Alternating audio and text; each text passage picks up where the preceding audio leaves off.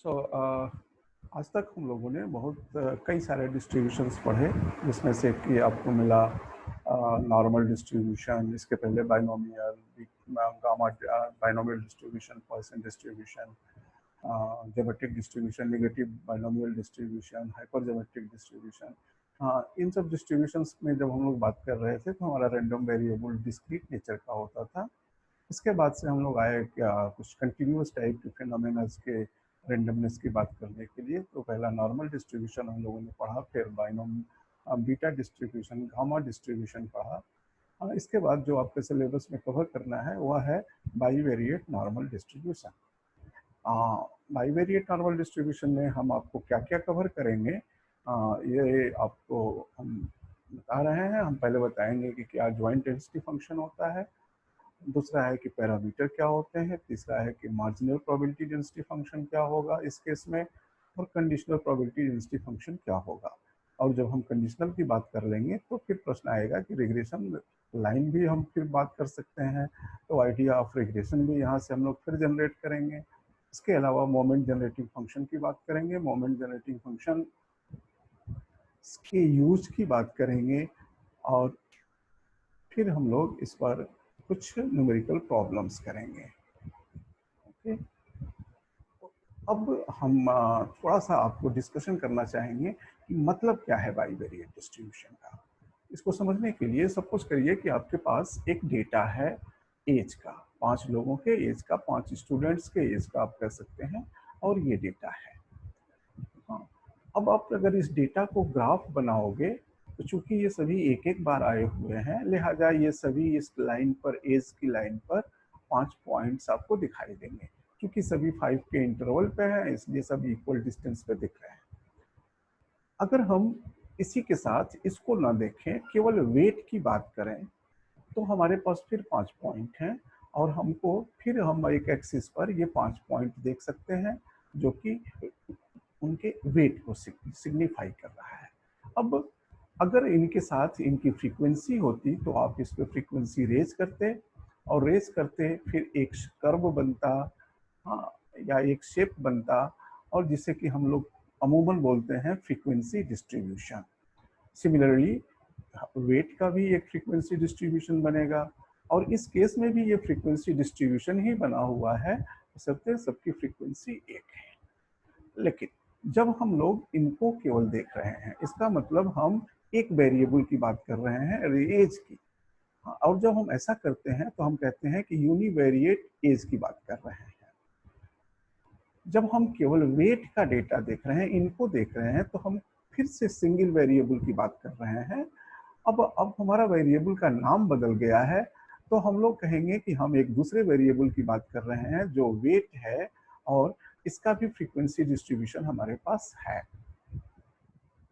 हो सकता है कि हम इसको x1 बोलें, हो सकता है कि हम इसको x2 बोलें, लेकिन जब हम इसको ऐसे देखेंगे तो हम कहेंगे x1 यूनिवेरिएट डिस्ट्रीब्यूशन है, और जब इसको x2 बोलेंगे तो कहेंगे कि x2 का यूनिवेरिएट डिस्ट्रीब्यूशन है। अब सपोज करिए कि हम इनको ऐसे नहीं देखना चाहते हैं इंडिपेंडेंटली, हम चाहते हैं कि इनका साइमल्टेनियस इनको देखें। मीन्स पहले बच्चे का एज और वेट दोनों हम देखें एक्सिस पर। जब आप ऐसा करेंगे तो अब क्या होगा कि आपको एक एक्सिस यहाँ लेनी होगी, एक एक्सिस यहाँ लेनी होगी। अब ये जो है पहले बच्चे का एज और वेट दोनों का पॉइंट है, ठीक है। सिमिलरली ये आपके पांचों बच्चों के साइमल्टेनियस पॉइंट हैं, दोनों का साथ साथ देख रहे हैं। यहाँ x1 x2 साथ साथ हम देख रहे हैं। यहाँ क्या देख रहे हैं, केवल x1 को देख रहे हैं, यहाँ केवल x2 को देख रहे हैं। लेकिन जब यहाँ देख रहे हैं इन पॉइंट्स को, तो हम x1 x2 को साथ साथ देख रहे हैं। अब अगर ये सभी एक एक बार आए हुए हैं तो ये केवल 1.5 आपको दिखेंगे, लेकिन अगर इन पेयर्स की फ्रीक्वेंसी रहती तो क्या होता, इसके ऊपर हाइट उठता, हर पॉइंट के ऊपर एक तीसरा एक्सिस बनता जो कि हाइट उठाता, ठीक है। तो जब हम ऐसी बात करेंगे तो हम 3 डायमेंशनल स्पेस में चले जा रहे हैं। अब जब आप ऐसा जब सोचेंगे तो आप कहेंगे कि हम बाईवेरिएट डिस्ट्रीब्यूशन देख रहे हैं। तो अब नॉर्मल बाईवेरिएट डिस्ट्रीब्यूशन का भी कॉन्सेप्ट यही है कि आपके पॉइंट्स इसमें रहेंगे एक्स वाई प्लेन में, और इसके ऊपर इनकी प्रोबेबिलिटीज उठेंगी जो कि हम शो नहीं कर सकते हैं अभी इस ग्राफ में। ओके, तो ये हम आपको केवल बताना चाह रहे थे इसमें कि बाईवेरिएट नॉर्मल में हम लोग मतलब बाईवेरिएट डिस्ट्रीब्यूशन का मतलब क्या है। अब आते हैं हम अपने लेक्चर पे बाईवेरिएट नॉर्मल के। इसमें हमने पहले सीधे पहुंचने की बजाय एक छोटा सा एग्जांपल लिया कि मान लीजिए कि हमारे पास दो रैंडम वेरिएबल है x1 और x2, दोनों का डिस्ट्रीब्यूशन नॉर्मल है और दोनों का मीन वेरिएंस आपको बताया गया है। साथ ही साथ ये भी बता दिया गया है कि दोनों इंडिपेंडेंट है। अब हमें जरूरत है प्रोबेबिलिटी की। किस बात की प्रोबेबिलिटी की? कि x1 की वैल्यू 2 के 3 के रेंज में हो और x2 की वैल्यू 4 से 5 के रेंज में। अब यहाँ हम साइमल्टेनियस ऑकरेंस की बात कर रहे हैं, न कि इंडिविजुअल की बात कर रहे हैं। जब हम साइमल्टेनियस ऑकरेंस की बात करते हैं तो हम इसको कहते हैं कि ये भी हो और ये भी हो, मीन्स मैथमेटिकली इंटरसेक्शन। तो एक्चुअली हमें ये प्रोबेबिलिटी निकालनी है। अब इस प्रोबेबिलिटी को निकालने के लिए अगर हमारे x1 x2 इंडिपेंडेंट है तो इसका मतलब है कि इनके बीच में साइमल्टेनियस अगर आप कोई रिलेशन नहीं पाओगे। इसलिए अगर ये इंडिपेंडेंट नोन है तो इसकी प्रोबेबिलिटी निकालना बहुत आसान है कि आप इसकी प्रोबेबिलिटी निकाल लो, इसकी प्रोबेबिलिटी निकाल लो और मल्टीप्लाई कर दो। ठीक है, अब चूंकि x1 x2 नॉर्मल बताए गए हैं, अब आपको ये प्रोबेबिलिटी निकालना आप सीख चुके हैं कि आप इसको नॉर्मल स्टैंडर्ड नॉर्मल में कन्वर्ट करेंगे, इसको भी स्टैंडर्ड नॉर्मल में कन्वर्ट करेंगे जैसा कि मैंने यहाँ किया है, और फिर आप इसको स्टैंडर्ड नॉर्मल टेबल से इसकी प्रोबेबिलिटी निकाल लेंगे। इसको हमने Z1 मान लिया और इसको Z2, ये थोड़ा सा एरर है, ये Z2 होना चाहिए, इसे Z2, और फिर आपको ये प्रोबेबिलिटी नॉर्मल प्रोबेबिलिटी टेबल से निकल जाएगी। दूसरा तरीका इसको निकालने का क्या हो सकता है कि हम ज्वाइंट प्रोबेबिलिटी डेंसिटी फंक्शन लिखें, अगर लिखना संभव है तो। हाँ, अब ज्वाइंट डेंसिटी फंक्शन हम लोगों के लिए लिखना संभव कब होता है? दो सिचुएशन में होता है। अगर हमको x1 x2 का ज्वाइंट पीडीएफ लिखना है तो हम लिख सकते हैं, बशर्ते हमको ये पता हो कि x1 x2 इंडिपेंडेंट है कि नहीं। अगर इंडिपेंडेंट है तो मल्टीप्लाई करके लिख लेते हैं, लेकिन अगर हमको ये नहीं पता है कि इंडिपेंडेंट है तब हम कैसे लिखेंगे? तब हम लिखते हैं कि किसी एक वेरिएबल का पीडीएफ मल्टीप्लाइड बाय दूसरे वेरिएबल का कंडीशनल पीडीएफ पहले वेरिएबल पर। ठीक है, तो अगर ये हमको नहीं पता होता तब हम लिख सकते थे कि fx1 into fx2 given x1, तब हम ज्वाइंट पीडीएफ बोल देते। अब उसका फॉर्म कैसे निकालेंगे? उसका फॉर्म निकालने के लिए हमको x2 गिवन x1 की वैल्यू मालूम होनी चाहिए। ठीक है, अब हम चूंकि हमारे ये इंडिपेंडेंट है इसलिए हमने ये प्रोडक्ट कर दिया और ये ज्वाइंट पीडीएफ हमको मिल गया। अब अगर इस पीडीएफ को हम डबल इंटीग्रल कर दें x1 और x2 के रिस्पेक्ट में 2 से 3 तक और 4 से 5 तक, तो हमारा रिक्वायर्ड प्रोबेबिलिटी मिल जाएगा। अब चूंकि अगर आप चाहें तो इसको कर सकते हैं। जब आप करेंगे तो ये x1 के रिस्पेक्ट में यहाँ किया गया है, ये टर्म x2 का है वो यहाँ आ जाएगा, और फिर आपको ये टर्म मिल जाएगा।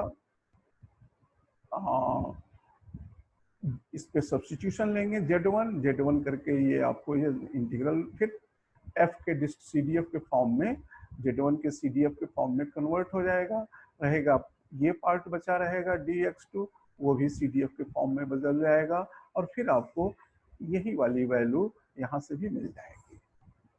ठीक है, तो ये तो हम लोग करते आए हैं। अब मान लीजिए कि इस प्रश्न को इस तरह से लिखा गया होता कि x1 नॉर्मल है, x2 नॉर्मल है और उन दोनों के बीच में कोरिलेशन कोफिशिएंट हाफ है और हमको यही प्रोबेबिलिटी निकालनी होगी। तो प्रश्न ये उठता है कि क्या हमने जो ये मेथड 1 अप्लाई किया था प्रोबेबिलिटी निकालने के लिए इसकी, ये यहाँ कर सकते हैं?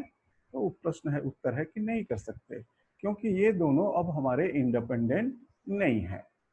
फिर दूसरा प्रश्न है कि क्या हम उनका ज्वाइंट पीडीएफ लिख करके ये ऐसा कर सकते हैं? तो फिर प्रश्न का उत्तर है कि नहीं कर सकते हैं, क्योंकि हमको कंडीशनल पीडीएफ नहीं दिया हुआ है। अब तीसरा प्रश्न है कि क्या हम इस केस में भी x1 का पीडीएफ इतना लिख सकते हैं जैसा कि हम पहले केस में लिख सकते थे, और x2 का पीडीएफ इतना लिख सकते हैं जैसा कि इंडिपेंडेंट के केस में लिख सकते थे। तो इस प्रश्न का उत्तर हम आपको बाद में देंगे। अब दो रैंडम वेरिएबल अगर हैं x1 x2, तो ये मैं डिफिनेशन देने जा रहा हूं कि अगर आपके पास x1 x2 दो रैंडम वेरिएबल हैं और आप को कहा जाए कि ये बाईवेरिएट नॉर्मल डिस्ट्रीब्यूशन होल्ड कर रहे हैं विथ मीन μ1 μ2, x1 का मीन μ1, x2 का मीन μ2, x1 का वेरिएंस सिग्मा 1 स्क्वायर, x2 का वेरिएंस सिग्मा स्क्वायर और कोरिलेशन रो के साथ।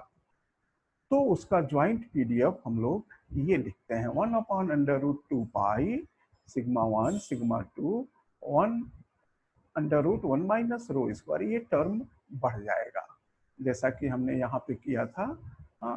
इस केस में आपको अगर आप जनरल फॉर्म के साथ करते तो इतना तो आता ही, लेकिन ये टर्म नहीं आता। तो अब ये एक नया टर्म ये बढ़ रहा है e⁻⁻½ 1 minus rho square x1 minus μ1 by sigma 1 x2 minus μ2 by minus 2 rho times product of this two. अब इस फॉर्म को हम बोलते हैं बाईवेरिएट नॉर्मल डिस्ट्रीब्यूशन, और इसको अगर डिनोट करना हो तो हम लोग इस पैटर्न में डिनोट करते हैं। जनरली हर ऑथर इसी को यूज करता है।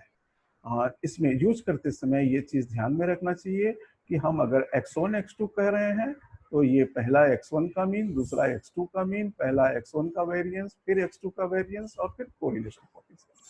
अगर हम x2 x1 लिख रहे हैं इसको यहाँ पर, तो फिर हमें इसका करस्पॉन्डिंग प्लेस को चेंज कर देना चाहिए। यहाँ भी x1 x2 का रेंज -∞ से इंफिनिटी है। मीन चूंकि μ1 μ2 मीन है जो कि x1 x2 पे डिपेंड करेंगे, इसलिए इसका भी रेंज -∞ से इंफिनिटी होगा। सिग्मा 1 सिग्मा 2 स्टैंडर्ड डेविएशन है, इसलिए ये 0 से इंफिनिटी के बीच में होंगे, और कोरिलेशन कोफिशिएंट यूजुअली -1 से 1 के बीच में होगा। नाउ अगर हमें इस थर्ड क्वेश्चन का आंसर पाना है तो अब हमको चाहिए कि इस पीडीएफ से हमारा मार्जिनल पीडीएफ क्या होगा। तो हम लोग मार्जिनल पीडीएफ इसका निकालने की कोशिश कर रहे हैं, और पहले मैंने केस लिया है कि x1 का मार्जिनल पीडीएफ निकाला जाए। x1 का मार्जिनल पीडीएफ निकालने के लिए ज्वाइंट पीडीएफ को x2 के रिस्पेक्ट में इंटीग्रेट कर दिया, क्योंकि ये कंटिन्यूअस है तो इंटीग्रेट कर दिया। इंटीग्रेट करने के लिए फिर मैंने इस फंक्शन की वैल्यू यहाँ रख दी, इस फंक्शन की ये पूरा का पूरा फंक्शन यहाँ पे रख दिया गया। अब इसमें जो भी टर्म x2 से फ्री थे उनको बाहर ले लिया गया, और अंदर केवल x2 के वाले टर्म जो बाहर नहीं निकल सकते हैं उनको रखा गया। अब थोड़ा लिखने में जगह बचा रहा है, इसलिए हमने इतने टर्म को k मान लिया। तो अब क्या हो गया, -∞ to infinity -1/2 1 minus rho square this term. अब इसमें मैंने कुछ चेंजेस किए इस टर्म में। मेरा पर्पज है कि ये पूरा का पूरा होल स्क्वायर बन जाए। अब मैं देख रहा हूँ कि यहाँ एक टर्म का होल स्क्वायर है और यह टर्म 2 टाइम्स के साथ यहाँ मल्टीप्लाई है, लेकिन ये टर्म जो प्रोडक्ट में है इसका होल स्क्वायर नहीं है। अगर इसका होल स्क्वायर रहता तो हम इसको पूरे को होल स्क्वायर में कन्वर्ट कर देते। तो हमने किया क्या कि रो x1 माइनस μ1 अपॉन सिग्मा 1 का होल स्क्वायर इसमें ऐड किया। अब ऐड करने के कारण हमको इसको माइनस भी करना होगा होल स्क्वायर को, तो मैंने माइनस कर दिया, और इनको फिर हम लोगों ने इसको बाहर ले लिया क्योंकि ये x2 से फ्री है। तो अब अंदर क्या बचा, this minus this term minus this term का होल स्क्वायर। अब ये पूरा का पूरा टर्म x2 का फंक्शन है। अब अगर हम इसको z मान लें तो ये z स्क्वायर हो जाएगा, और dx2 जो है सिग्मा 1/1 माइनस रो, इस यहाँ से लेकर के पूरा z मानना होगा क्योंकि हम z²/2 चाह रहे हैं। इसलिए हमने इस 1/1 minus rho square x2 minus μ2 upon sigma 2 rho इस टर्म को z मान लिया। अब जब हमने इसको z माना, यहाँ अंडर रूट इसलिए लिया कि ये बाहर है, इसके अंदर ले जाने पे स्क्वायर रूट किया, तो ये पूरा का पूरा टर्म z स्क्वायर हो गया, dx2 आपको मिल गया, लिमिट में कोई चेंज नहीं होगा, और फिर हमारा इंटीग्रल ये आ गया। अब इस इंटीग्रल को सिंप्लीफाई किया गया k की वैल्यू पुट करके, तो ये हमको इस फॉर्म में मिल गया। और हम लोग जान रहे हैं कि ये जो चीज़ है, इसमें अगर 1/√2π मल्टीप्लाई कर दें तो स्टैंडर्ड नॉर्मल डिस्ट्रीब्यूशन का पीडीएफ हो जाएगा, और -इन्फिनिटी से इन्फिनिटी पर उसका इंटीग्रल 1 होगा। लिहाजा अब आपको फाइनली ये रिजल्ट मिला कि मार्जिनल डिस्ट्रीब्यूशन इसके बराबर है। और हम देख रहे हैं कि ये जो मार्जिनल डिस्ट्रीब्यूशन आया है, यह एक रैंडम वेरिएबल x1 का मार्जिनल डिस्ट्रीब्यूशन है, और इसमें ये नॉर्मल के डिस्ट्रीब्यूशन से मैच कर रहा है। इसलिए हम कह सकते हैं कि x1 का मार्जिनल डिस्ट्रीब्यूशन नॉर्मल है with mean μ1 and sigma square. ठीक है। Hence, similarly, we can show that x2 follows normal μ2 sigma 2 square. अब आप कह सकते हैं कि ये जो हम लोगों ने डेंसिटी लिखी थी यहाँ पर, इस केस में रिलेटिव इंडिपेंडेंट न होने के केस में हम लिख सकते हैं, ऐसा मिलेगा। अब आते हैं कंडीशनल डिस्ट्रीब्यूशन। कंडीशनल डिस्ट्रीब्यूशन जब हम लोग निकालते हैं तो हम लोगों को रिलेशनशिप की आइडिया मिलने लगती है। तो हम पहले निकाल रहे हैं conditional distribution of x2 given x1, और आप जानते हैं कि इसको निकालने के लिए ज्वाइंट पीडीएफ को x1 के मार्जिनल पीडीएफ से डिवाइड कर देते हैं, और मैंने फिर वही काम किया है। ऊपर मैंने मार्जिनल पीडीएफ, इसकी पीडीएफ की वैल्यू रखी यहाँ पर, और सिंप्लीफाई किया। सिंप्लीफाई करने में कुछ ऐसा केवल सिंपल सिंप्लीफिकेशन है। इसके बाद ये टर्म इतना आएगा 1/√2π sigma 2 √1 minus rho square e to the power -12 sigma 2 square 1 minus rho square and this term का होल स्क्वायर। अब अगर हम लोग इस पूरे टर्म को सिग्मा 2 स्टार मान लें, तो ये टर्म क्या हो गया, सिग्मा 2 स्टार का स्क्वायर हो गया। और अगर इस टर्म को अंदर लेते जाएं तो नीचे हो गया सिग्मा 2 स्टार स्क्वायर।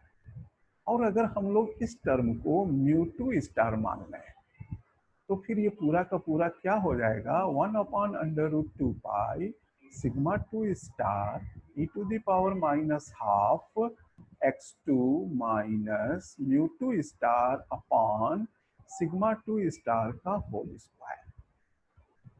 यही चीज मैंने यहाँ पर लिखा हुआ है। हाँ, अब इसको देखने से अब हम लोगों को एक परिचित डेंसिटी फंक्शन मिल गया। वो कौन सा है, नॉर्मल डेंसिटी फंक्शन। अब इस नॉर्मल डेंसिटी फंक्शन में मीन क्या है, μ2 स्टार है, और वेरिएंस क्या है, सिग्मा 2 स्टार स्क्वायर है। अब ये हम लोगों को ये कंफर्म होना चाहिए कि μ2 स्टार -इन्फिनिटी से इन्फिनिटी लाई करेगा कि नहीं, और सिग्मा 2 स्टार ग्रेटर देन 0 होगा कि नहीं। तो यहाँ हम आते हैं, μ2 -इन्फिनिटी से इन्फिनिटी है, रो -इन्फिनिटी से इन्फिनिटी है, ये ग्रेटर देन 0 है, लेकिन इसकी वैल्यू -इन्फिनिटी से इन्फिनिटी रेंज करेगी, इसलिए μ2 स्टार -इन्फिनिटी से इन्फिनिटी रेंज करेगा। x2 सिग्मा 2 स्टार, सिग्मा 2 की वैल्यू पॉजिटिव है तो ये पॉजिटिव रहेगा। 1 माइनस रो स्क्वायर नेगेटिव हो सकता है, but rho square is always less than 1, so this term is always positive. इसलिए सिग्मा 2 स्टार भी हमेशा ग्रेटर देन 0 आपको मिलेगा। इसका मतलब क्या हुआ कि x2 given x1 follows normal distribution with μ2 star and sigma 2 star square, where μ2 and sigma 2 are defined at this. Question, what is expectation of x2 given x1? हाँ, अब क्वेश्चन है, अब जब आपने पीडीएफ पा लिया, इसका पीडीएफ पा लिया, conditional PDF x2 given x1, अब अगर आप इसका एक्सपेक्टेशन निकालेंगे तो आपको क्या मिलेगा, regression equation x2 on x1। तो अब एक्सपेक्टेशन निकाल, अगर हमको इस रैंडम वेरिएबल का एक्सपेक्टेशन निकालना है तो वो किसके बराबर आएगा, म्यू टू स्टार के बराबर आएगा, क्योंकि नॉर्मल है तो नॉर्मल का मीन यही होता है, एक्सपेक्टेशन यही होता है। इसलिए x2 गिवन x1 बराबर म्यू टू स्टार, या आप कह सकते हो म्यू टू प्लस रो सिग्मा टू। और वेरिएंस क्या होगा इसका, इसका वेरिएंस होगा sigma two star square, sigma two star square mean sigma two square 1 minus rho square. अब अगर आपको याद हो कि जो हम लोगों ने रिग्रेशन पढ़ी थी, उस रिग्रेशन में हम लोगों ने जो चीज पढ़ी थी